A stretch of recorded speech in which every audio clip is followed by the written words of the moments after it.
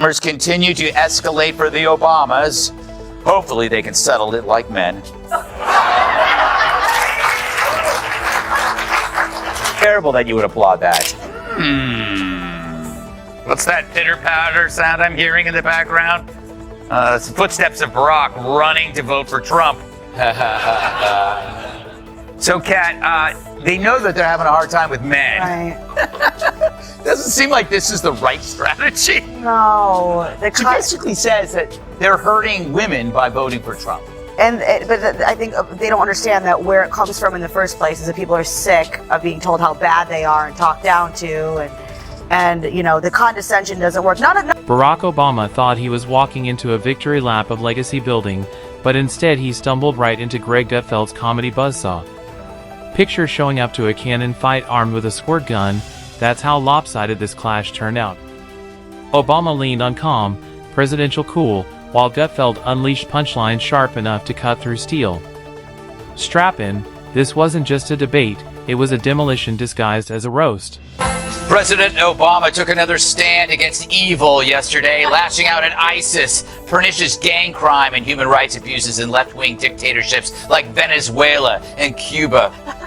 Just kidding. He went after Fox News again. Barack Obama has always been treated like the political version of Beyoncé, untouchable, flawless, dripping with cool. The man could rock a tan suit and set off headlines like he just released a surprise mixtape. He mastered the role of smooth talker, the hope dealer, the calm professor who made half the country believe that as long as he flashed that trademark smile, everything would magically work itself out. Instant menu, they will find like folks who make me mad.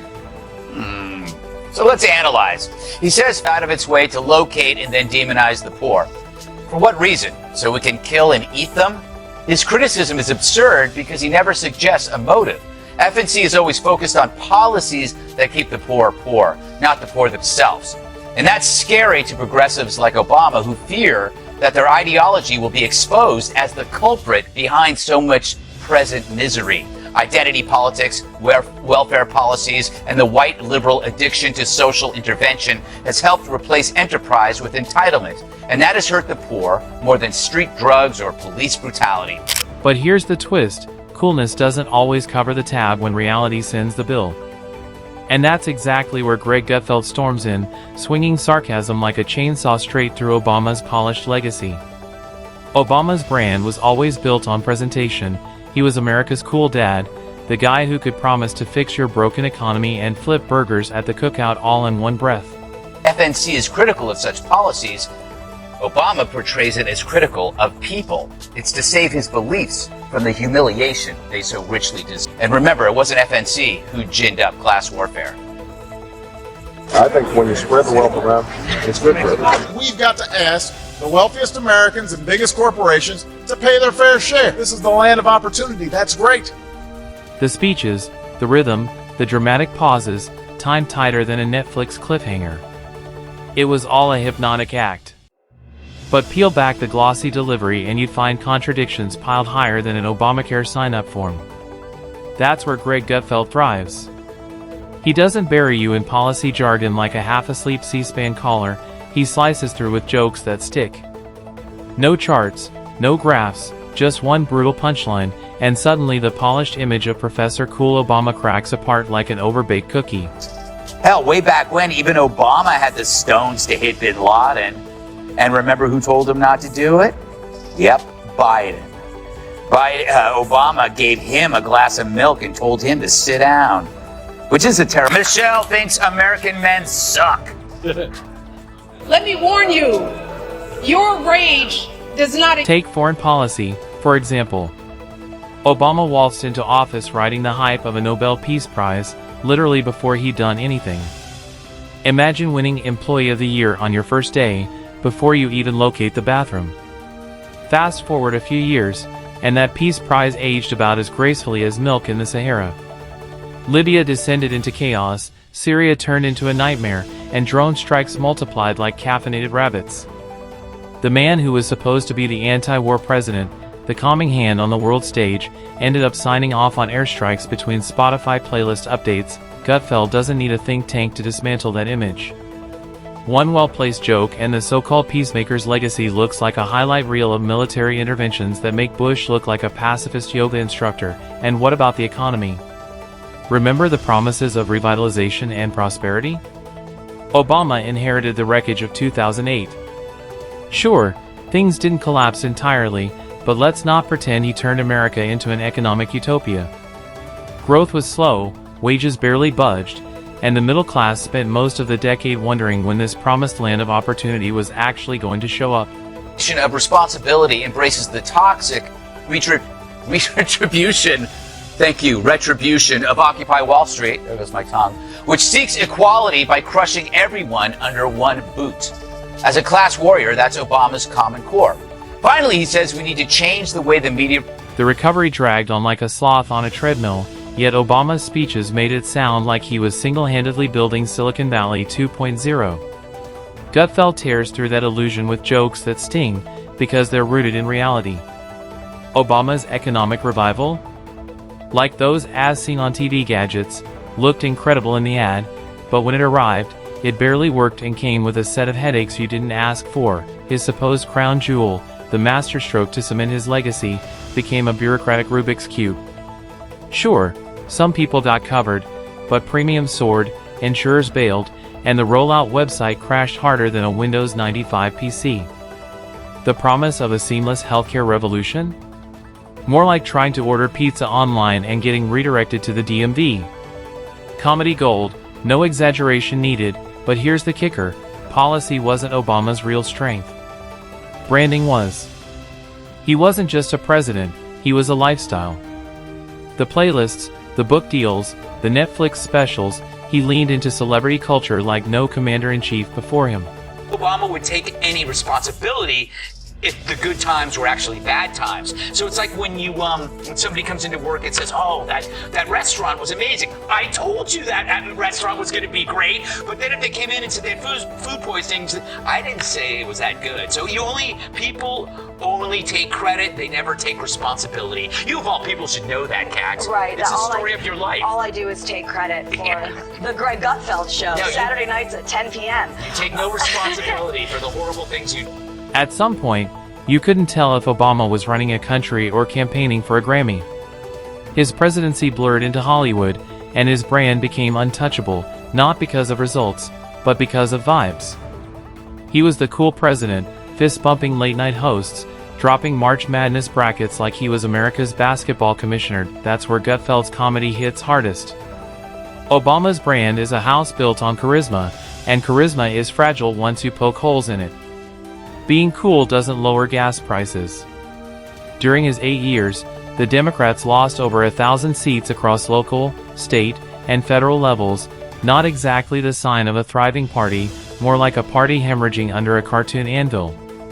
Yet Obama walked away smiling, Netflix contract in hand, while his party looked like the aftermath of a frat party gone wrong, empty, broken, missing half its furniture. Gutfeld thrives on those contradictions.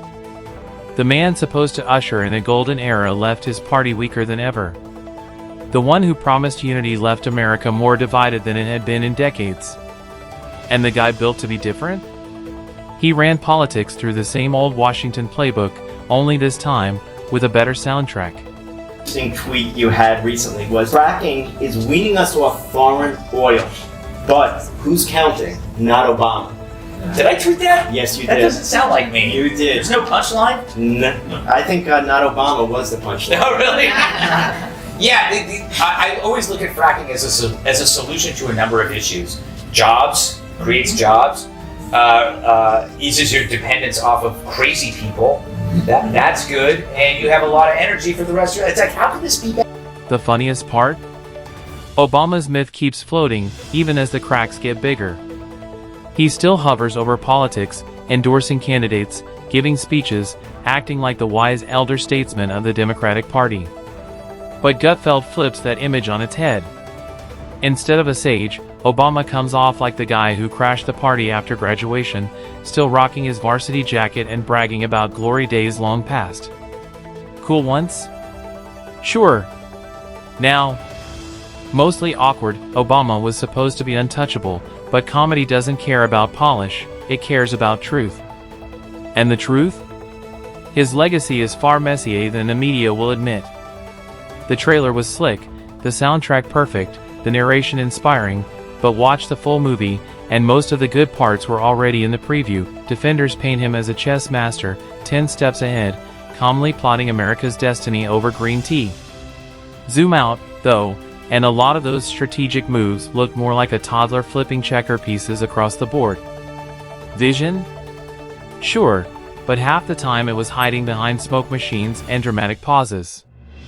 Gas, but he is terrified of, I think, the environmentalist factions in his own party. He can't say, being not cool. That's what he is. That was a good heckle. Heckle. Yeah, but it's true. No, he's scared. He is scared of that's part of the problem. Is environmentalism is perceived as a cool thing, even if you're. Greg Gutfeld has a field day with Obama because the contradictions practically beg for it. Take the Unifier Act, for example. Obama promised to heal the nation's wounds. By the time he left, America felt like a dysfunctional reality show, every dinner table conversation a potential civil war. Racial tensions didn't disappear, they erupted. Cities burned, protests escalated, and the man who promised to cool things down often poured kerosene on already smoldering flames. The irony? Comedy gold. Obama promised unity but often delivered division. He marketed himself as a healer but left scars deeper than before. And when Gutfeld points it out, no flowcharts or think tank jargon are needed, just the absurdity itself. Obama, hailed as a genius communicator, often communicated everything except real solutions. It's like buying a top-of-the-line smartphone only to discover it can't make calls. Then there's the media. Journalists treated him like he descended from Mount Olympus with stone tablets of wisdom. Every word, every joke, every hand wave was lauded as revolutionary. It didn't matter if he was unveiling major policy or sharing his NCAA bracket, headlines gushed either way. Trump administration today pushing back hard on former President Obama's assertion that he is the reason the economy is doing so well and not the current occupant of the White House. The fight started yesterday when 44 tweeted somewhat out of left field, quote, 11 years ago today, near the bottom of the worst recession in generations, I signed the Recovery Act, paving the way for more than a decade of economic growth and the longest streak of job creation in America. The more you polish an image, the easier it is for a sharp comedian to scratch it up, and Gutfeld does just that. He exposes how the media acted less like watchdogs and more like fan club presidents. Here's the uncomfortable truth: when the media plays cheerleader, it doesn't just elevate a politician, it blinds the public. Obama got away with things that would have torched any other president because the narrative was always, he's different. He's special. He's cool. Drone strikes? But did you hear his Spotify playlist? Massive debt? Sure, but check out that tan suit. Obamacare hiccups? Okay, but he fist bumped a late night host. Gutfeld skewers that double standard with ruthless humor. And it's not an exaggeration, Obama's post-presidency proves it. Netflix deals, best-selling books, celebrity cameos, he slid from politics into pop culture seamlessly because he was already halfway there while in office. Meanwhile, the Democratic Party was crumbling beneath him. Seats disappeared like Vegas gamblers losing paychecks. State legislators flipped. Governorships vanished. By the end of 8 years, the party map looked like a disaster zone. So, does this matter? Well, there's two weird things about this. It's weird Obama's doing this while all this other stuff is going on. Right. Like, shouldn't he be helping out Joe? Right. Like, he totally ghosts Joe. I would say that he's like the guy, whenever you go to a party with somebody that you don't like and you try to lose them at the party, that's what Obama has done to Joe. He's lost them at the party, and now he's moving on, and then he tweets, and then you find out that he's tweeting about something else while you're at the party. And it's just, I think it's kind of mean to Joe. The second thing is that it's part of that I told you mechanism that only happens when things... Obama's star was shining bright, but the team behind him was collapsing like a Jenga tower during an earthquake. One of the great ironies of his presidency, the man meant to elevate his party left it weaker than he found it. Gutfeld doesn't present this as a dry statistic, he frames it with humor that cuts deep. Obama left office strutting with a Hollywood smile while his party lay flat on the ground like a cartoon character flattened by a piano. His image survived, the party paid the price. That's the punchline. Obama always walked away clean while everyone else cleaned up the mess, and then there's the healthcare fiasco. Obama bet his legacy on a reform meant to be his crowning achievement, the shiny jewel in his political crown. Gutfeld doesn't need exaggeration, he just points out the absurd reality. Obamacare was marketed like the launch of a new iPhone but performed like a knockoff bought in a back alley. Historic? Sure, historic in the number of headaches it caused, yet through it all, Obama's charisma shielded him. He could stand in front of cameras, deliver a speech with that signature rhythm, and people would forget the problems. Political hypnosis. Less a president, more a motivational speaker with access to the nuclear codes. Obama's now a Republican. Everyone knows that getting rid of the deficit will require some tough decisions. Kennedy, just watching that now, so that was 2011. Him and Trump are saying exactly the same thing, but he's not saying it as well. It's like he wasn't having fun with it. But it's like even the name of it, he was like, and we're going to call it the cost-cutting commission because Joe Biden is going to be in charge, and everyone knows. Gutfeld mocks that dynamic relentlessly. Obama could sell anything, even if the product didn't work, and the funniest part? He leaned into it willingly. He didn't just accept being treated like a celebrity, he embraced it. The pop culture president, hanging with late-night hosts, shooting hoops with NBA stars, dropping playlists like a DJ. Relatable? Sure. But it also trivialized the seriousness of his failures. Gutfeld points out that Obama essentially traded being a serious statesman for being the world's most powerful influencer.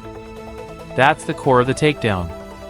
Charm fades, and once it does, the cracks show.